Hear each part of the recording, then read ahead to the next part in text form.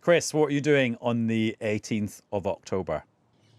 The 18th of October. What day of the week is that? Oh, I know they say a week is a long time in politics. A month must be a lot for you. Exactly. I can't even think about... the Labour conference, which starts this weekend, seems an eternity away. So the 18th of October, I've no idea. What am I... You tell me. What am I doing, Adam? You have got a diary invite on your phone calendar for Cast Fest, the first inaugural Cast Fest, where in the BBC Radio Theatre in central London, we're going to bring together Newscast, Ukrainecast, and Americast for like a massive mammoth live podcasting recording. It's going to be amazing. And hopefully you're going to be there. I did know about this. I just didn't know when it was. I mean, I think it was probably in this thing somewhere, but it wasn't impressed upon my mind that it was the 18th of... Was it the 18th? The 18th of October. This is good marketing, though, because you're saying the date over and over again, which is what you're meant to do in an advert, which is good. And Alex, I don't know if you've had the same issue as I've had a few times, and actually newscaster Dawn did as well. She keeps reading it as Cats Fest. Yeah, it does look like Cats Fest. Is that like a really bad version of a musical that's happening? Oh, interesting. You went for the musical. I went for the animal. I went with it's like a giant live pet show podcast. I mean, that could be more fun, perhaps. Spin-off Pets podcast. What could you call it? Cats Fest? No, Cats Cast. Cats Cast. Newscats. Oh, no, we had the Newscats once. That's where too people much sent in for my pictures of their brain. cats. Anyway, but the basic is we're doing Cast Fest on the 18th of October. And if you go to any of our social medias or if you go on the BBC News website, you will find the details of how to get tickets. And you'll be able to see such luminaries as Victoria Derbyshire, Justin Webb, Sarah Smith, Gabriel Gatehouse, and yeah, me and Chris, if Chris can remember to turn up. Anyway, that's going to be in the glamorous radio theatre at the BBC. Welcome to the just normal newscast kind of cupboard. Newscast. Newscast from the BBC.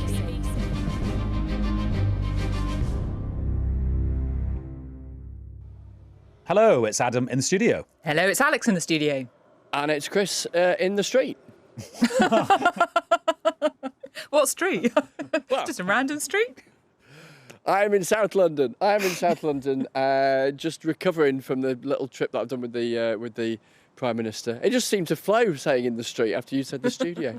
You didn't say Studio 79 BCD, did you? Fair enough. Fair enough. It just sounded a bit like Coronation Street. Don't I mean a street? Well, the street. I'm just gutted that because he's just flown back from New York. I thought we were going to get him live at the airport, like in those pictures of Joan Collins in the 80s coming through the airport, like Chris Mason coming through there. Anyway, Like with the sunglasses and his shoulder pads luggage, and, yeah. Louis Vuitton luggage. God, that could have worked. As if he's got Louis Vuitton luggage. But anyway, right.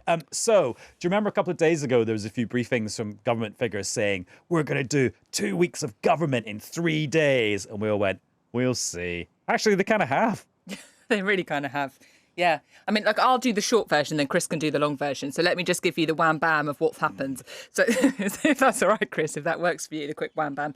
So I think, what we had day one of this 3 days of government was this package of energy support for business, because, businesses were feeling like, whoa, loads of households getting help with their energy bills. What's happening to us? So we heard that. Day two was a big health announcement. So government priorities to tackle things like backlogs in the NHS, time it takes you to get a GP surgery. Day three, and that is Friday, that is the one we're still awaiting.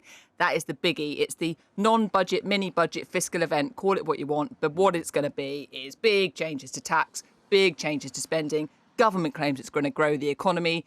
Lots of people saying, let's see. That was pretty comprehensive, I think. I don't know if I've got much more to add. But no, I mean, you're right. I mean, it's just this absolute kind of news blitz. See, I can't quite believe it's only Thursday night as we're recording this. And as far as Friday is concerned, and this event, various people, Westminster's got itself in a knot about what to call it. So it was called a fiscal event, which is just horrible. And then people started saying mini budget, but that's not much good either, because it's much bigger than something that deserves the word mini attached to it. It's not a budget in the conventional Westminster language. We're not going to find out that a packet of cigarettes has gone up by 76 pence or whatever. But in terms of its scale, particularly when you bind in the help for households and the help for businesses with energy bills, as well as the tax stuff, it's really, really big, and is, I think, a real sense of the kind of Trussian worldview, what she wants to do in government. Now, whether she can achieve it is a massive other thing. But I think we'll get a real sense by the end of tomorrow. We kind of got it already from plenty of the stuff that we got on the trip to New York with the Prime Minister, and then what we've heard from the Health Secretary and all the rest of it. But by the end of tomorrow, we'll have a proper sense of this is what the Truss government wants to try and achieve, and then we'll be able to kind of measure its success against its own kind of metrics based on what they say in the coming weeks, months and years. And there's already some detail about what's going to be in this big fiscal statement, because on Thursday, the Treasury confirmed that they're going to repeal the increase in national insurance that there was for this year and the health and social care levy that was going to replace that on a permanent basis from 2023. Remember, that was the 1.25 percentage point increase in the rate of national insurance, which came in at the start of the year, which the government had already tweaked by increasing the threshold at which you started paying national insurance because they were criticised for taxing people on low incomes too much. So today, Kwasi Kwarteng, the Chancellor, said that that's going to be repealed, and it will be repealed from the start of November, not from the next tax year. So this whole thing of like, we are hitting the ground running, we're going to start doing things really fast. They're doing that as soon as they could. Yeah, they really are. And I think there'll be some other stuff in there as well. So the Times the other day was reporting a suggestion that there might be a cut in stamp duty, the tax that some people pay when they buy property. And certainly speaking to those around the Prime Minister, they were not seeking to sort of run away from that or deny it or say it was a load of old rubbish. And then I think there'll be some stuff on kind of investment zones. Some call them free ports, but they don't necessarily have to be, next to the sea. Basically geographically defined entities where you cut taxes, liberalise planning rules to try and turbocharge economic growth in those areas. Now, those who argue in favour of them say you can really focus on areas that need a bit of an economic zap in the arm. Critics say you end up just transferring growth from one place to another, and it doesn't actually increase the pie overall. But I think, it will feel very kind of different and new tomorrow. Yes, it's a continuation of a Conservative government that in one way or another has been in power since 2010, but actually with new personnel at the top and a very, very different instinct economically, I think it'll feel different from the Johnson era and very different from the Cameron and Osborne era. Just a super quick thought on the timing. I don't think this is just a sort of political thing that they want to be seen to hit the ground running. They kind of got it right, because you're talking the strategy here is we're going to grow the economy. You've got potentially 2 years to the next election and the economy is not in a great place. There is a real time pressure on them. Well, we can discuss some of those issues with tonight's guests. We're joined in the Newscast studio by Lord Karen Billamoria, who founded Cobra Bear and is now a big boss at the CBI, the Confederation of British Industry. Hello. Hello, good to be with you. I can tell you've come from the House of Lords because you've got posh notepaper and a pen, wearing a tie. Judgy.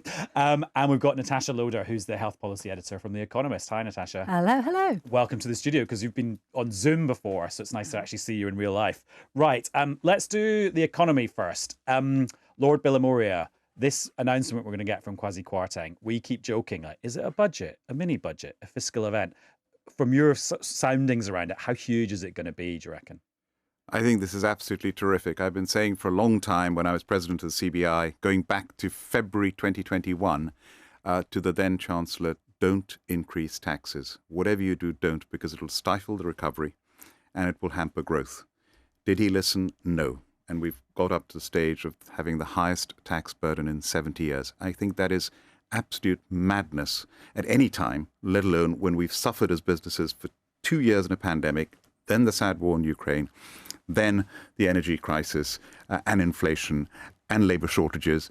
The crisis is continuing. So I then said earlier this year to the Chancellor, you can't stop helping. £400 billion, thank you, great, saved the businesses, saved the economy, unemployment really low, but you can't stop helping.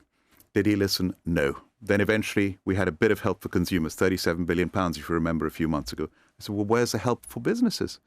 Oh, no, you've got to help business as well. And so I'm really happy. I'm very happy that Liz Truss's policies are exactly what I've been saying. I made a speech when I stepped down as president of CBI. It's almost as if she's been reading from my speech. Maybe and she has. It's reducing taxes, and so reversing this 2.5%. Remember, it's 1.25% and 1.25 employers and employees in national insurance. Yeah. That's a tax on jobs. Great announcement that we're removing that or reversing that now. Corporation tax going up from 19% to 25% in one swoop. That was going to be damaging business and damaging inward investment. That's no longer going to happen. And I hope they'll go further. I hope, I've said before, bring that 1% reduction in income tax that Rishi Sunak talked about doing before the next election. Do it now. We need the help right now. And of course, more help. There is more help that's needed as well. So this government is doing absolutely the right things. I wonder how bleak, bluntly, you think things are right now economically. You know, if 10 is as bad as it gets and 1 is brilliant, how bad are things? Things are really very, very bad. Businesses are struggling in a big way, particularly small and medium-sized enterprises are struggling in a huge way. And that's why the help for businesses in terms of the energy reduction, which would be an average reduction of about 40% for a lot of businesses, most businesses have seen their energy costs go up by a minimum of 300%. That's not viable. And businesses were going to go bust. And so that move, the energy help for businesses, on top of the energy help for consumers, was absolutely essential. So I think it's very bad. I mean, we're looking at a recession. Many people say the recession has already started. You've got interest the rates. Bank of England said today that it has. And you've got interest rates that are going up, which need to go up. So you're going to have monetary tightening, which is necessary when you've got the inflation at the rate that it is now. But on the other hand, you've got fiscal measures now that are helping businesses and helping the economy. And they too will go hand in hand. And that's the way I see it going. The pound being really weak, I don't think a lot of people appreciate. When you got the pound at its lowest level in nearly 4 decades, at 1.13, almost on parity with the dollar, you know, that makes importing things more expensive. And we as a country are net importers. So that makes things more expensive for our consumers and for our businesses. So we need to get the pound back up to 1.5 is what it should be at, to the dollar minimum. Is this as bad as you've ever known, Ed? Yes, it is. It is as bad as I've known it for a number of reasons. One is because inflation, I've never known in my business career inflation running into double digits. We've been used to low levels of inflation. Interest rates, we've been now, since the financial crisis, been used to tiny interest rates. Now they've gone up to over 2%. That's still very low. Average interest rates before that were 5%. And the uncertainty is the worst part of it. With this Ukraine war, which is driving so much of this, we would have been settling down now after the pandemic. But the Ukraine war has exacerbated things. We need that war to end. And the uncertainty of when is that war going to end, let alone all the scary threats being made by Putin, that uncertainty is underlying everything. Lord Billimore, I just want to ask you about one thing. So you talked there about the benefit of business to the tax cuts that we expect the Chancellor to announce on Friday morning. You also mentioned SMEs, small and medium businesses. Now, some of these tax cuts, corporation tax, national insurance, might not have a massive impact on smaller and medium businesses, particularly those who don't employ loads and loads of people. And I've been speaking to a lot over the course of the last couple of days who go, energy package aside, how else is this going to help me? You know, I'm in really desperate need right now. You know, I'm struggling to keep my head above water. And the idea of corporation tax cuts and national insurance cuts won't have a huge impact. The idea of growth in the longer term, I need something right now, else I'm going to go bust. You're absolutely right, which is why what I've been saying, we've been saying, is you've got to go further. In the pandemic, if you remember, you had business rates holidays. If you remember, you were able to delay your VAT payments. You were able to delay your tax payments to just help your cash flow. We had VAT reduced at one stage for 5% for hospitality, then went up to 12.5%. Those are the things we still need. The government needs to do those sort of things, a business rates relief, reducing VAT temporarily to help the hospitality industry, for example, fuel. Our fuel duties are the highest in the world. They can't keep cutting taxes because they have to pay for it. And we haven't got a clue yet how they're going to pay for most of this stuff, right? Apart from we're assuming borrowing, which then might have an impact on markets and the economy in the longer term. So this is about making choices. In terms of borrowing, after the Second World War, which is the last major global crisis on this level that we've had, borrowing went up to 250% of GDP. We're not even at 100% at the moment. This is a time when needs must. This is a time where survival is the most important thing. For individuals to be able to eat and heat, for businesses to be able to get through this really tough period, we've got to do whatever it takes, because if you have businesses going bust, if you have unemployment rising, that is going to be much worse than borrowing going up to help stave that. So you're pretty relaxed about borrowing going up, which we assume it's going to be. I'm not relaxed about it at all. Absolutely not. We have to generate that growth to pay down the borrowing. But what I'm saying, relative to where we've been in the past, relative to other countries, America's borrowing, it's 160%. Other European countries are over 150%. So we have got headroom, and also we've got to bring that inflation down as well. If you were running a business that had the balance sheet that the government is predicted to have by the Institute of Fiscal Studies this week, which is a deficit of £100 billion till quite a long way into this decade and quite a few years after we hope that the Ukraine crisis and the gas price crisis is over, like, would you be happy if your business had that balance sheet? Well, that much red on it? Well, their view is a very pessimistic view, and you've got to look at the downside. You've always got to look at the downside. And yes, there is a risk that the growth is not generated, and the jobs are not created, and the tax is not generated, and the debt is not paid down. But I think we've got to be bold now. This is a time where we've got to try and generate that investment and that growth. I think that is the way out of this. If you bring austerity, look at how damaging austerity was after the financial crisis. It led to over a decade of almost zero growth. And that is, our productivity levels are not good at all. We need to be investing, raising our productivity, encouraging innovation, encouraging creativity on a positive note. That's what we've got to do. I believe we've got to double down on this. Yeah, Lord Bill and Maria, I've just come back from New York with the Prime Minister at the UN General Assembly, and we were talking to her the other day at the top of the Empire State Building, actually. Flipping heck, it's high up there, 102nd floor.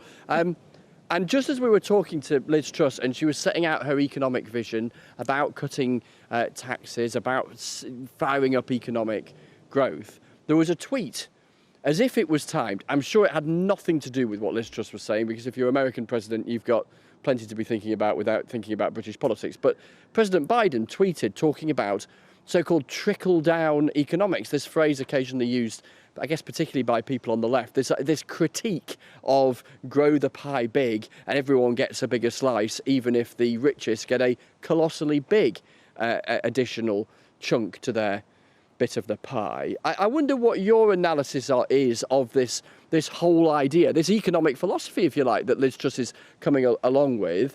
A, can it work to get economic growth up? And B, will it wash with the electorate? Will people buy it? Will people think it's fair? Yes, whether you talk about trickle-down economics or whether you talk about the Laffer curve, which is the theory that proves that when you reduce taxes, you actually generate growth. I believe that that's right. And I believe that that's right. And lots of people say it's not true. And people have had a debate, but historically, But you're signed up to Laffer, yeah. Ronald Reagan used just this theory, and it worked very well. So it has been shown to be able to work in the past. And I think at a time like this, as I say again, we've got to be bold. There will be people who criticize it, but I will say, what is the alternative? The alternative is keep taxes at the highest level in 70 years. The alternative is for people to suffer. The alternative is for businesses to go bust. I'm sorry, I don't want to see that happening. I want growth. I want a targeted growth. I want to create jobs. Natasha, I know you do the health bit of your newspaper, but it is called The Economist. Does The Economist have a view about all the stuff that's happening this week? Yeah, I think our view is that Reaganomics in Britain is a bit of a gamble, and as you said, you agreed it was a gamble. And I didn't agree it was a gamble. I said it is a choice that one has to make. Okay, choice, gamble. I mean, the outcome is not certain, and we're certainly not thrilled by the strategy, let's just say that. I look forward to reading The Economist leader on this. Right, let's get into your specialism now, Natasha. So we got an announcement about the NHS from the new Health Secretary, Therese Coffey, today, who's super busy because she's also the Deputy Prime Minister as well. Before we get into what she was talking about today, what can you tell us that just sort of sums up the problems facing the NHS this winter? We know it's going to be bad. We know there are 13,000 people who are healthy but in beds. We need to get them out. That's one figure that stuck in my mind. There is a whole raft of problems to do with long waiting times for ambulances and to, get appointments for elective care. Yeah, and almost 7 million people actually waiting for an elective care appointment, I suppose, is the biggest take-home message for me. That is a long, long queue. Yeah. So Therese Coffey talks about the A, B, C, D, Ds, doesn't she? So ambulances, backlogs, social care, which actually is ambulance, which is actually, and it's also an A. Yeah, and then doctors and dentists, which That's actually right. the two Ds are probably the easiest bits. I mean, what are some of the things she announced today?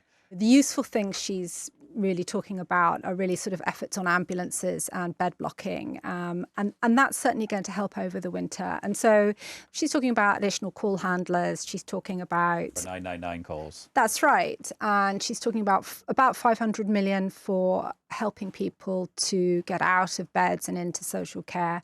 And then something called virtual wards they're going to use, which is where you're not discharged, but you're sort of sent home with like a tag, like a sort of prison tag, but a bit more sophisticated. And it monitors your well-being, and they can monitor you from home. So, that sort of package of measures, I think, are certainly quite useful for dealing with some of the peak demands, the acute demands that we're likely to see over the winter. But I sort of wasn't enamoured with a lot of the other stuff that was announced. I mean, like take GP appointments, for example. We're going to use more community pharmacies to deliver prescriptions, to make prescriptions. We're going to allow GPs to hire extra support staff. Useful, very nice. But, they're talking about 3 million extra appointments. And, just to put that in context, the NHS has about 300 million GP appointments every year, right? So like a fraction. Exactly. It's tinkering around the margins. It's not really going to help. The other aspect of this is, where are these doctors and nurses coming from? We need more places at medical schools. At the moment, I'm Chancellor of the University of Birmingham. We have one of the biggest medical schools in the country. We need more medical schools. We need to train more doctors, more nurses over here. But also, we need to be able to bring them in from abroad as well. This is another nutshell thing here. Can you just explain to me in a nutshell why there are such constraints on the number of people that can go to medical school? And it is artificial. Well, it is. It's also funding. It's expensive. It's very expensive. But again, to me, it's expensive. But we need to invest in this for our future, for the security of our citizens. We need to do it. So I have a question for you. So if we're going to get rid of this national insurance tax, which you're so happy about, where is the money going to come from to support the increase in investment in the NHS, which is what that money was for, and for social care? Yeah, that was £13 billion a year, wasn't it? So where is the money going to come from question? Where did the £400 billion that we spent to save business and the economy and the pandemic come from? Borrowing. Yeah, exactly. We can't keep borrowing to fund basic NHS care. I mean, that's ridiculous. No, I mean, in fact, and the government that's the magic money tree we were told doesn't exist. The government has made the commitment that funding remains, even though this is being reduced. And by the way, this whole argument of national insurance was meant to be ring-fenced. It's now one big pot. I mean, there's a big argument. You're talking about tax and national insurance. It is all one big pot. Though there was going to be a health and social care levy, right? So that was the point, which was meant to be directed towards the NHS and then ultimately social care. Although, again, to advocate for those, there are plenty in the care sector that were worried that it would ever get to them in the first place. And now they're even more worried about where that funding is going to come from. And on the point, I just want to ask you, you mentioned the NHS, but you will know, and correct me if I'm wrong, but a lot of people are saying actually the route to tackling the NHS and particularly the hospitals and ambulances issue is to clear people into the care sector. Yeah. And that's got massive staffing shortages as well, huge funding issues, massive energy crisis, huge impact on local authorities as well as private care homes. The King's Fund put out a number which was, I think they said, about 400,000 people in the care sector would be better paid if they worked in a supermarket. And that gives you just an idea of like how desperate a situation it's in. It's like, this is really low paid work. It's really hard to get people into these jobs. I see jobs being advertised for care workers for £11.61 an hour. I mean, you can't get a babysitter for that in London these days. I mean, really, it's desperate. I mean, this is a hard job, a really hard job. So yeah, I mean, we're not paying what it needs to support the social care system, and without some kind of fundamental, reassessment of that situation, I don't think we're going to get any long-term improvement. But can I just say, look, I mean, the big issue that's not being addressed, and this is, comes up again and again, and it's what we'll be talking about the next time you have me in to talk about the NHS, and that is that we don't have a workforce plan for the NHS. What that means is planning, as you say, planning for how many GPs are you going to train, how many nurses do you need, and the government can set as many targets as it wants for bringing, doctors into the NHS. We're losing them. How do we keep these people? You need to have a workforce plan. The NHS, it employs 1.3 million people. It is one of the largest employers in the world, right? It is the largest employer in Europe. Now, any sizable organisation, correct me if I'm wrong, has a plan, especially if you hire specialist staff, has a plan for how do you keep these staff? How do you bring them in? And we don't have one, and that is not an accident. We also got a little insight into what it's like in A&E at the moment in certain parts of the country from the Health Secretary herself, who sounds like she had a bit of an accident in the summer. Just in July, I went to A&E. I waited nearly 9 hours myself to see a doctor, and I still didn't get any treatment. I was asked to go back the next day, so I went to a different hospital just 3 miles away, and I was seen and treated appropriately. That's the sort of variation that we are seeing across the NHS, and it's why my approach, as we've only just last week, for example, from NHS Digital, started getting some data about what is happening practice by practice. So that raises a few things, not least about, I wonder what she did. Did she like stub her Did toe? she not? She didn't say declare it. Let's not dwell on the Health Secretary's actual health. But it does raise this issue of kind of access to things and how long you've got to wait. And the thing that was announced today is this new sort of not a target, but that you should... Expectation. I think the word was an expectation. That you'll be seen by your GP within 2 weeks. I mean, I'm old enough to remember when it was within 2 days. It was 48 hours. Natasha, what's going on? Is that a target? Is that an aspiration? And of course, it's an aspiration. And it's one of these meaningless things that politicians say to sort of sound good. One of the things that did occur to me, though, about the sort of plan that is to have a sort of league table, you know, of like which doctor's surgeries are the worst. Well, yeah, I mean, you'll be able to see how long the queues are in your local. And like, if yours, I mean, can you switch? Because no capacity is there. I mean, isn't that the problem? Like, well, you could. So, say your local surgery was just really rubbish, and you know all the other surgeries locally were much better. Well, you might choose. You might just say, well, I'll go to a different. I'll register with a different GP. So it would at least give you a sort of illusion of control, perhaps.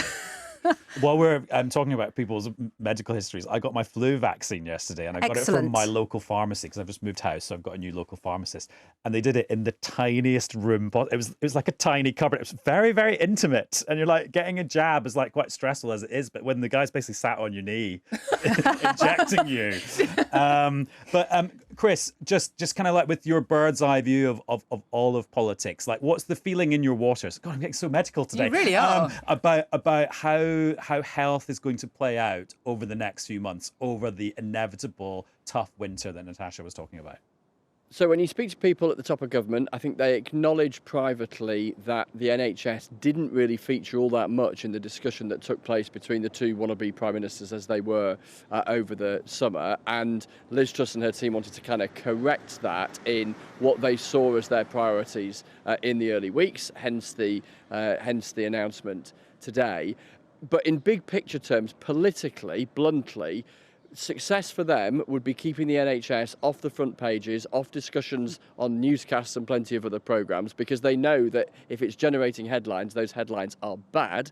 And they also know, picking up on the point about backlogs, that with stuff like backlogs and the time it takes to get a GP's appointment, if that continues to be really bad, that is politically really threatening for a government. Well, they've already got a problem because Natasha's invited herself back on already. I have, absolutely. You're going to have me back to moan about this. Lord Billamoria, thanks very much for coming in. Thank you very much. A great pleasure. And Natasha, thanks for coming in as well. Thank you so much. See you again soon, maybe. And that's all for this episode of Newscast. I'll be back with another episode of the podcast on BBC Sounds, available on Friday. And I'm going to be chatting to Dua Lipa. Although I pre-recorded it. At least you know who she is. I was going to say, do you know who that is, Chris? I'm amazed. You know it's not a politician, right? I do. Yeah, the new Lib Dem MP. One of those by-elections. No, I do know who Dua Lipa is. Films are a blank canvas for me. Music, not so bad. And of course, we'll be talking about the mini budget or whatever we've decided to call it by then. Thanks for listening. Bye. Bye. Bye. Newscast. Newscast from the BBC.